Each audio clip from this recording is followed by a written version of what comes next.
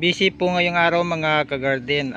Nag-harvest po ako ng aking tubo o sugarcane dahil may nag-order po ng 200 na cuttings pang tanim po nila. Yan po, mahahaba po yung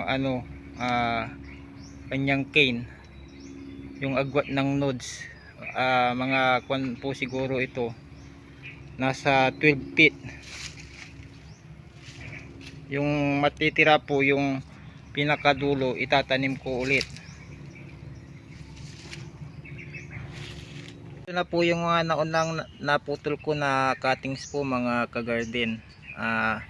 Bali 59 po ito na piraso. Ito naman po yung matitira sa akin na itatanim ko. Bali lahat po niyan ay pwedeng itanim. Nagsimula lang po ako sa dalawang buong puno ng itong tubo o sugarcane.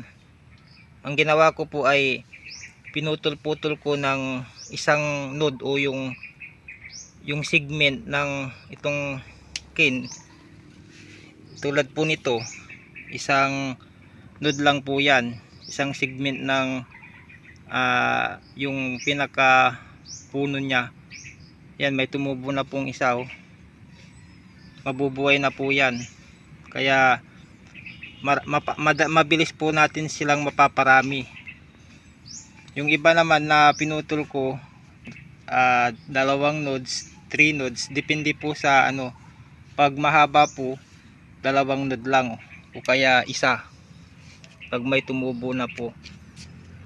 Maganda rin pong magtanim po itong sugarcane dahil marami pong nagkaka-interest dahil nagiging madalang na po ito ngayon. Hindi katulad po noon nung kabataan natin na kung uuwi tayo sa paaralan, marami pong nagtitinda sa paligid, sa mga gilid ng kalsada. Pero ngayon wala na po, bibihira na lang.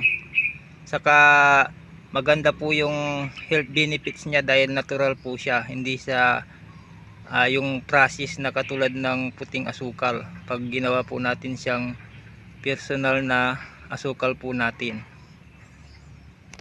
Hanggang sa muling video po mga ka-garden. Invite ko po kayo sa aking channel para mag-subscribe. Sana po suportahan niyo po ako.